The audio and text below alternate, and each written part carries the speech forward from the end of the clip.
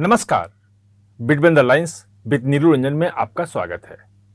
आज हम बात करेंगे जो बफ बिल पास हुआ है और कांग्रेस ने इस पे जो विरोध किया है उससे ईसाई समुदाय बहुत ज़्यादा नाराज है और अब वो खुल के बीजेपी में शामिल होना शुरू हो गए, बीजेपी ज्वाइन करना शुरू कर दिया है।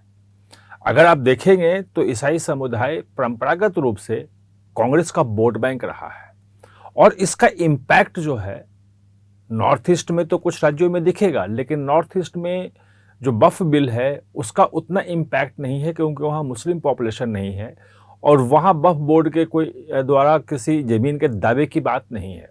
लेकिन केरल जो है वो बहुत महत्वपूर्ण है, खासकर कांग्रेस के लिए, क्योंकि केरल में लगभग 20% जो है ईसाई आबादी है, क्रिश्चियन पॉपुलेशन वहाँ पे है और वो जो क्रिश्चियन पॉपुलेशन 20% है वो मेन जो वोट बैंक रहा है वो रहा है कांग्रेस का।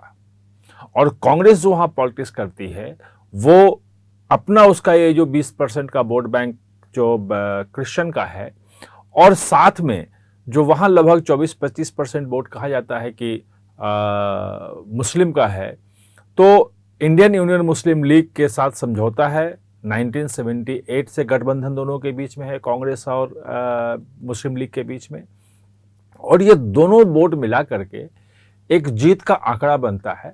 और साथ में जो थोड़े बहुत बाकी वोट मिलते हैं वो मिलते हैं, नायर समुदाय के मिल जाते हैं, बाकी ब्राह्मण समुदाय के मिलते हैं, वो सब नेता उनके पास है।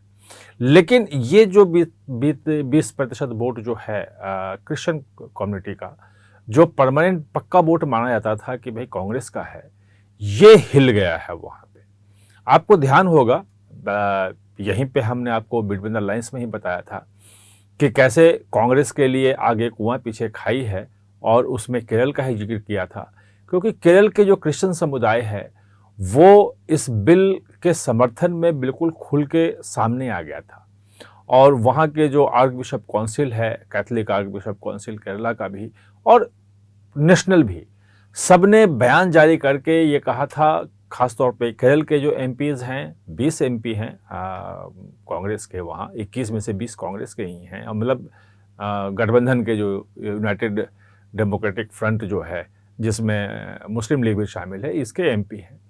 तो ये सब मिल करके इसका विरोध करें और कम से कम उन्हें उम्मीद थी कि जो क्रिश्चियन एमपी हैं और जो क्रिश्चियन वोट से जीतने वाले कांग्रेस के एमपी हैं, कम से कम वो तो विरोध करेंगे ही करेंगे। भले मुस्लिम लीग जो है, चूँकि मुसलमानों को उसको वोट मिलता है, उसका वोट बैंक मुसलमानों के बीच में है, तो वो इसका विरोध समर्थन न करे, विरोध में ही करेगा निश्चित रूप से। तो कम से कम इनसे उम्मीद थी कि कांग्रेस ये लेगी और उनके अपने जो नेता हैं वो इसका समर्थन में वोट करेंगे और अपील की थी। लेकिन हुआ कुछ नहीं। कांग्रेस ने जमकर बिल का विरोध किया, उसके खिलाफ मतदान किया। पूरे जब पास हुआ था तो डिवीज़न मांगे हर जगह पे, तो इससे वहाँ पे नाराज़गी बहुत ज़्यादा है।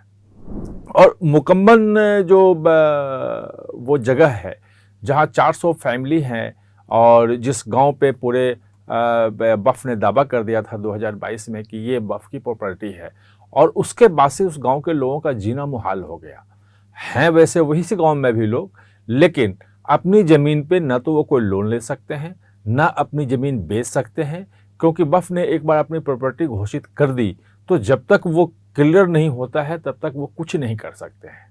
और उस गांव में बहुत ज़्यादा खुशी हुई और लोगों ने पटाखे छोड़े। कल आपने देखे होंगे वहाँ राजीव चंद्रशेखर जो तिरुवनंतपुरम से बीजेपी के कैंडिडेट थे, केंद्रीय मंत्री भी राज्य मंत्री थे आईटी में, इंफॉर्मेशन टेक्नोलॉजी में पिछली बार, इस बार वो नहीं है, और अभी उनको भाजपा का केरल का अध्यक्ष बनाया गया है। वो उस गांव में पहुंचे और उस गांव में पहुंच के उनकी लड़ाई के लिए वो दमखम के साथ खड़े हुए कि हम आपके साथ खड़े हैं। और उनके सामने ही 50 जो ईसाई समुदाय के लोग जो हैं उन्होंने भाजपा का फॉर्म भरा सदस्यता का और भाजपा ज्वाइन कर लिया। ये बड़ी बात है कि वहाँ का क्रिश्चियन कम्युनिटी जो लोग हैं, जो एजिटेटेड लोग हैं, वो सीधे सीधे भाजपा की तरफ समर्थन बढ़ा रहे हैं। बात यही नहीं रुकी, वहाँ जो कांग्रेस के नेता हैं, स्थानीय नेता, अब वो कांग्रेस से त्यागपत्र देना शुरू कर दिया उन्होंने। एक दो ने आज त्यागपत्र दे दिया है, कांग्रेस वो छोड़ रहे हैं। ये कांग्रेस में जो वोट बैंक का जो एक समीकरण था उसमें बहुत बड़ा उलटफेर ये साबित कर सकता है। अगर ये वोट बैंक जो 20% है ईसाइयों का, अगर ये टूटा तो बीजेपी को एक बड़ा आधार, वहां पे बड़ा छलांग उसके वोट बैंक में लग जाएगा। 12-13% के आसपास वोट तक वो पहुंच गई है। पहली बार एक एमपी जो है वो गोपी, वो जीत के वहां से आ चुके हैं और केंद्र में राज्य मंत्री भी हैं। लेकिन क्रिश्चियन वोट जो है वो अभी खुल के नहीं आया था।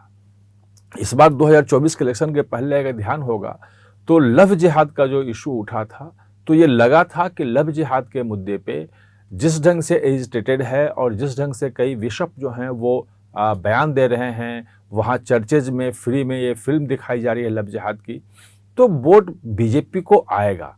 लेकिन जैसा दीपिका एक वहाँ पे अखबार है, बड़ा अखबार है और कहा जाता है कि चर्च का अखबार है, वो चर्च ही उसको चलाता है।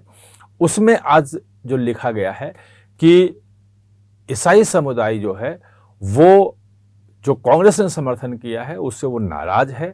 और उसने ये भी लिखा है कि सीपीएम और कांग्रेस दोनों ईसाई समुदाय को जो पूर्वोत्तर में, खासतौर पे मणिपुर में जो हिंसा हुई है, उस हिंसा को लेकर, भले नस्ली हिंसा हो लेकिन वो क्रिश्चियन के खिलाफ हिंसा या क्रिश्चियन के खिलाफ जो बीजेपी के लोगों में नफरत है उत्तर भारत में, वो प्रचार करते हैं और प्रचार करके वो कोशिश करते हैं कि बीजेपी की तरफ ना आ जाए।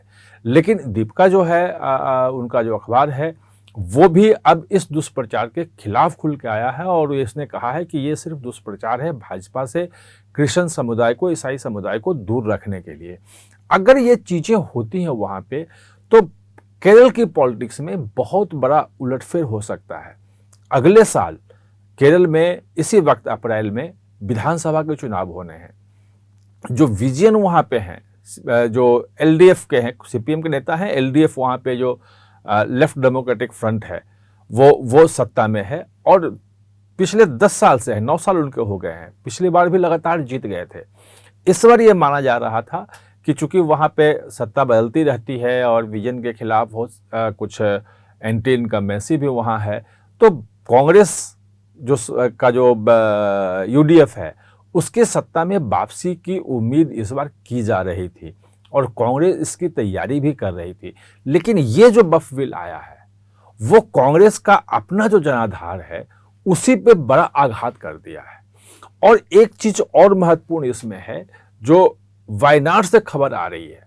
आपको पता है कि राहुल गांधी वहाँ से पिछले बार एमपी थे, इस बार जीते थे, फिर बाद में उन्होंने छोड़ दिया वहाँ का, वो अमेठी वाली सीट जो है उसको उन्होंने बरकरार रखा, वहाँ से दोनों जगह जीते थे वो, और वहाँ से प्रियंका गांधी जीत के आई है। लेकिन वक्फ बिल पे जब वोटिंग हो रही थी तो उस वक्त प्रियंका गांधी नहीं थी। बताया जा रहा है कि वो किसी निजी काम से अमेरिका गई हुई है। तो वहाँ वायनाड में इशू उठ रहा है कि जब इतना क्रूशियल इशू मुसलमान समाज के लिए था तो उनके प्रतिनिधि संसद में क्यों नहीं थे, वायनाड की आवाज़ वहाँ संसद में क्यों नहीं रखी गई। वायनाड का आपको बता दें कि वायनाड में लगभग 43-44% मुस्लिम आबादी है और वो इंडियन यूनियन मुस्लिम लीग का गढ़ है और वो समर्थक यहाँ पे हैं, और वहाँ पे 13-14% आबादी जो है वो क्रिश्चियन समुदाय की है। तो लगभग 57-58% क्रिश्चियन और मुस्लिम वहाँ होते हैं और वो कांग्रेस के लिए सबसे सुरक्षित सीट मानी जाती है। और इसीलिए जब अमेठी से हुआ कि डामाडोल स्थिति है तो वायनाड गए राहुल गांधी, क्योंकि वहाँ जीत सुनिश्चित थी और वो जीत के आए। फिर प्रियंका गई, प्रियंका भी जीत के आई और बहुत अच्छे मार्जिन से 4-4.5 लाख उनको वोट मिलते हैं। वो बहुत बहुत ज़्यादा मार्जिन वहाँ पे है। लेकिन अब जो प्रियंका जो नहीं थी वोटिंग के समय में, उससे जो मुस्लिम समाज में वहाँ एक इशू बन रहा है कि हमारा प्रतिनिधि वहाँ पे क्यों नहीं था जब मुसलमानों के लिए कैसे जुड़ा हुआ इतना महत्वपूर्ण विधेयक वहाँ पे पास हो रहा था, तो उस वक्त उसको होना चाहिए था। तो एक इशू वो बन रहा है और ईसाई समुदाय पूरा नाराज वहाँ पे है। भाजपा सीधे ज्वाइन कर रहे हैं ईसाई, जो अभी तक भाजपा से दूरी बना कर रखते थे, और जो कांग्रेस के जो नेता हैं, ईसाई क्रिश्चियन नेता हैं, वो छोड़ करके भाजपा ज्वाइन कर रहे हैं। वैसे अनिल एंटनी जो हैं, ए.के. एंटनी, कांग्रेस के जो पुराने नेता रक्षा मंत्री थे, उनका बेटा जो है ए.के. एंटनी का अनिल एंटनी, वो भाजपा पहले ज्वाइन कर चुका है, इंडिविजुअल किया था और पसनमथिता से उसको इस बार उन्होंने भाजपा ने टिकट भी दिया था। लेकिन जिस ढंग से वोट मिलना चाहिए था ईसाई समुदाय का, वो समर्थन नहीं मिला था।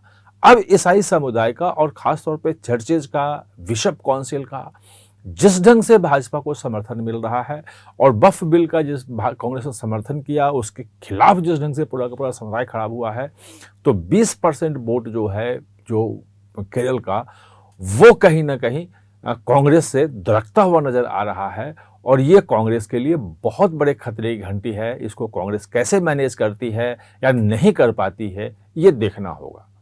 आप हमारे साथ चर्चा में जुड़े, इसके लिए बहुत बहुत धन्यवाद।